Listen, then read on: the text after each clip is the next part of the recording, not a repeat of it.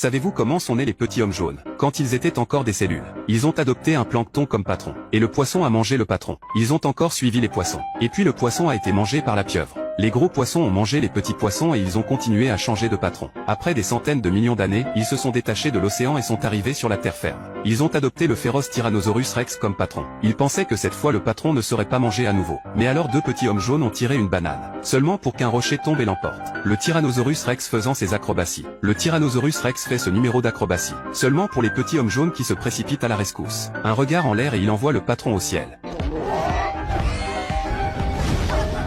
Le petit homme jaune a retrouvé l'homme primitif pour être son grand frère, et l'a encouragé à combattre Bear. Le grand frère avait déjà trouvé une arme, mais en tant que petit frère du grand frère, ils lui ont fait utiliser une tapette à mouche. Alors ils en ont tué un autre. Avec l'avènement de la civilisation humaine, les petits hommes jaunes ont refait du pharaon égyptien leur grand frère, et les pyramides ont été construites du mauvais côté de la carte. Ils ont écrasé le pharaon juste en dessous. Puis ils ont célébré l'anniversaire du vampire Dracula. Un cadeau de soleil. L'anniversaire est devenu un souvenir.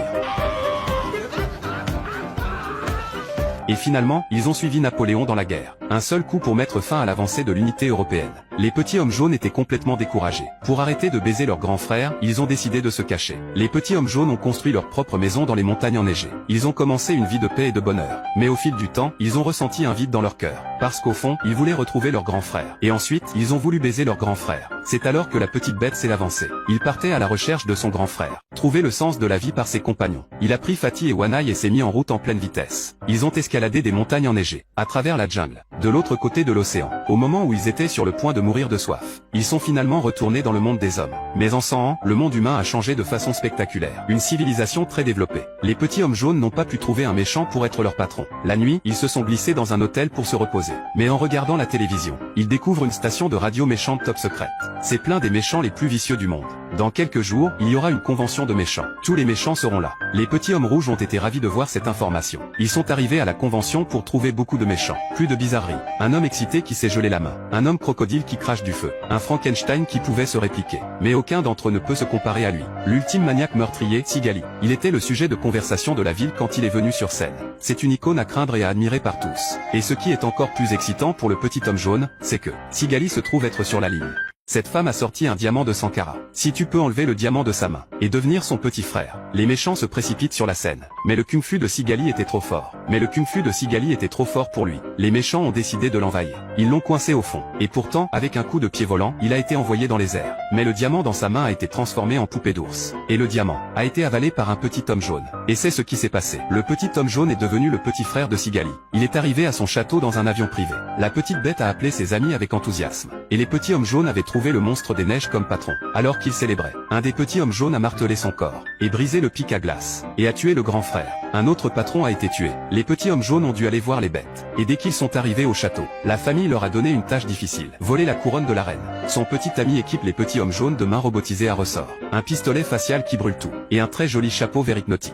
Le lendemain, le petit homme jaune déguisé en femme a acheté un ticket avec une brique d'or. Il est finalement entré dans le musée. Seulement pour être repéré par la sécurité. Le petit homme jaune a utilisé son chapeau vert. Et les a instantanément hypnotisés. Ils ont trouvé la chambre forte. Faire fondre la porte avec un pistolet à lave. Ils ont finalement trouvé la couronne. La mission était presque terminée. Mais le mécanisme s'est soudainement activé. La parade de la reine remporte la couronne. Le petit homme jaune est à ses trousses. Fatih se transforme en un homme à ressort. Il a réussi à détourner le carrosse de la reine. Mais la voiture est devenue incontrôlable et s'est retournée. L'homme jaune était poursuivi par la police. Dans son désespoir, Fatih a sorti la flèche de la pierre. Le policier est tombé à genoux. Il y avait donc une prophétie ici. L'homme à l'épée dans la pierre. Celui qui a retiré l'épée de la pierre était le nouveau roi. Le petit homme jaune est devenu le patron par erreur. Une vie de luxe fastidieux commence. Sigali a vu les nouvelles. Il était furieux et est venu à lui. L'homme jaune lui a cédé son trône. Mais la première chose que Sigali a fait quand elle est devenue reine, elle a mis les petits hommes jaunes dans le donjon. Elle les préparait à toutes sortes de tortures. Vous n'avez jamais vu de torture comme ça avant. Les petits hommes jaunes ont l'air d'être sur le point d'être découpés. Mais ils sont venus avec leur propre élasticité.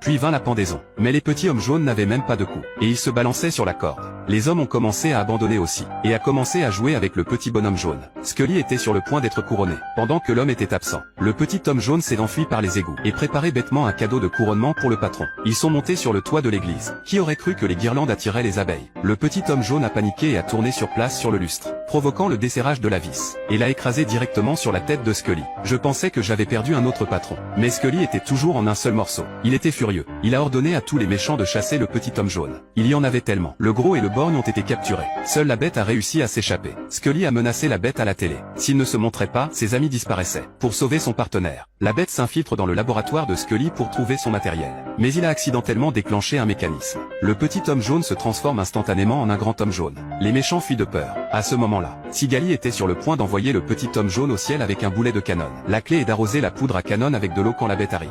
Scully, furieux, allume les fusées. La petite bête est bombardée par un barrage de roquettes. À ce moment, un grand groupe de petits hommes jaunes est venu rejoindre la bébé bête. Ils ont été bombardés. Ils étaient sur le point d'être anéantis. Pour protéger ses amis, la bête a répondu aux missiles à main nue. Et il a fourré les missiles dans sa bouche. Sigali a pris son petit ami et a essayé de s'échapper. Mais la bête l'a attrapé. La bête a été emmenée dans le ciel par la Scuderia à plein régime. Avec une explosion. Ses compagnons pensaient que la bête était morte. Mais il a réussi à atterrir en utilisant son pantalon comme parachute. Il a atterri indemne. Leur bravoure a été récompensée par la reine. Mais soudain, la couronne de la reine a été volée à nouveau. Il s'est avéré que Scully était toujours en vie. Mais ils ont été gelés dans la glace avant d'avoir pu sortir de la foule. Un petit garçon a volé le gérant de la maison. C'est le méchant le plus célèbre du futur, Gru. Et le petit homme jaune. Et j'ai enfin trouvé un nouveau patron qui mérite d'être suivi pour la vie. Et ce nouveau patron. Et combien de temps va-t-il tenir sous le petit homme jaune ?